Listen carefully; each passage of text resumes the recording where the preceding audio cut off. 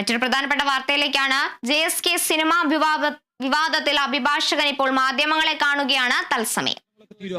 അതെ, OTTയുടെ പ്രശ്നം. കാരണം വെച്ചാൽ OTTയുടെ പ്രശ്നം വരുന്നതെന്ന് പറഞ്ഞാൽ ഓണം സംബന്ധിച്ചുള്ള ഒരുപാട് റിലീസുകൾ വരുന്നുണ്ട്. അപ്പോൾ ആ ഓണം റിലീസുകളും ഇതും തമ്മിൽ ക്ലാഷ് ആയി കഴിഞ്ഞാൽ നമ്മുടെ കരാറിലെ വലിയ രീതിയിലുള്ള ബുദ്ധിമുട്ടുണ്ടാകും. അപ്പോൾ അതിന് മുമ്പ് തന്നെ റിലീസ് ആയി കഴിഞ്ഞാൽ നമുക്ക് OTTയുടെ പ്രശ്നങ്ങളും പരിഹരിക്കാൻ പറ്റും. ഈ സെൻസർ ബോർഡിന്റെ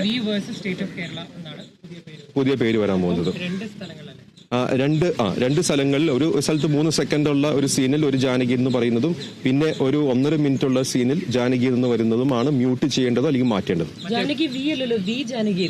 Janaki V versus state of Kerala എന്നാണ് ഇനി പുതിയ പേര് വരാം. മറ്റു മാറ്റങ്ങളൊന്നുമില്ല. 96 കട്ടുകളാണ് നേരത്തെ പറഞ്ഞിരുന്നത്. അതെല്ലാം മാറി ഇപ്പോൾ ഇതിനകത്തേക്ക് വന്നിരിക്കുകയാണ്. അതെ, അതെല്ലാം വന്നിരുന്നു. ഇപ്പോൾ അതെല്ലാം മാറി ഇപ്പോൾ ഇതിനകത്തേക്ക് വന്നിരിക്കുകയാണ് അന്തിമമായിട്ട്. സെൻസർ ബോർഡ് മുന്നോട്ട് വെച്ചിട്ടുള്ള വാദങ്ങൾ ഇപ്പൊ അവർ കൊടുത്ത അഫിഡവിറ്റിൽ ഒരു പരിഹാസ്യമായിട്ടുള്ള വാദങ്ങളല്ല അവർ മുന്നോട്ട് വെച്ചത്. തീർച്ചയായിട്ടും പരിഹാസ്യമായിട്ടുള്ള വാദങ്ങളാണ്. പക്ഷേ നമ്മളിപ്പോ മെറിറ്റിലേക്ക് കടക്കുകയായിരുന്നു. ഒരുപാട് കാര്യങ്ങൾ എനിക്ക് പറയാനുണ്ടായിരുന്നു.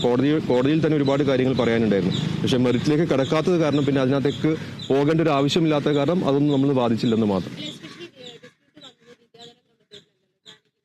അതെ, ഈ കേസിൽ നിന്ന് ഊരാൻ വേണ്ടിയിട്ട് പല രീതിയിലുള്ള മാർഗങ്ങളും ഇരു കക്ഷികളും എടുക്കും. കാരണം ഇത് എങ്ങനെയും ഇത് റിലീസാക്കണം എന്നാണ് ഞങ്ങളുടെ ആഗ്രഹം. അവർക്കും ബോധ്യപ്പെട്ടിട്ടുണ്ടാകും ഈ പറയുന്ന 96 കട്ടുകൾ എന്നൊക്കെ പറയുന്നത് ശരിക്കും പറഞ്ഞാൽ ചെയ്യാൻ പാടില്ലാത്തായിരുന്നു. ചിലപ്പോൾ CBFCക്ക് ബോധ്യപ്പെട്ടിട്ടുണ്ടാവും. അതാണ് CBFCയുടെ വക്കീലെന്ന് കോടതിയിൽ പറഞ്ഞത്. പിന്നെ ഒന്നും ഉണ്ടാവില്ല. എന്തായാലും സിനിമയുടെ അണിയറ പ്രവർത്തകർ കൂടി ചേരുകയാണ്. എന്തായാലും ഒരു മാറ്റം വരുത്തുകയാണല്ലേ സിനിമയിൽ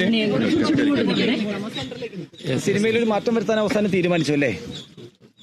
സിനിമയിൽ മാറ്റം വരുത്തുക എന്ന് പറയുമ്പോൾ സിനിമയെ ബാധിക്കാത്ത രീതിയിലുള്ള മാറ്റങ്ങളെ ഒരു ക്രിയേറ്റർ എന്നുള്ള നിലയ്ക്ക് എനിക്ക് അക്സെപ്റ്റ് ചെയ്യാൻ പറ്റുള്ളായിരുന്നു. അപ്പോൾ അതിന്റെ കാര്യങ്ങളാണ് സംസാരിച്ചുകൊണ്ടിരുന്നത്. അപ്പം അത് ഇപ്പം ഒരു സന്തോഷകരമായ ഒരു അവസ്ഥയിലേക്ക് എത്തിയിട്ടുണ്ട്. ഒരു അമിക്കബിൾ, അല്ലെങ്കിൽ രണ്ടു കൂട്ടർക്കും സാറ് പറഞ്ഞതുപോലെ രണ്ടു കൂട്ടർക്കും അക്സെപ്റ്റ് ചെയ്യാൻ പറ്റുന്ന ഒരു തലത്തിലേക്കാണ് അത് വന്നിരിക്കുന്നത്. പ്രായോഗികമായിട്ടൊരു ഫിലിം മേക്കർ എന്നുള്ള നിലയ്ക്ക് എനിക്കും ചെയ്തു കൊടുക്കുക, അല്ലെങ്കിൽ എനിക്ക് മാറ്റങ്ങൾ വരുത്താൻ പറ്റുന്ന സജഷനാണ് നിലവിൽ നിൽക്കുന്നത്. അപ്പോൾ അത് തീർച്ചയായിട്ടും എത്രയും പെട്ടെന്ന് സാധ്യമാകുന്ന അടുത്ത മണിക്കൂറിൽ തന്നെ അത് റീസബ്മിറ്റ് ചെയ്യുക എന്നുള്ളതാണ് ഞങ്ങളുടെ തീരുമാനം.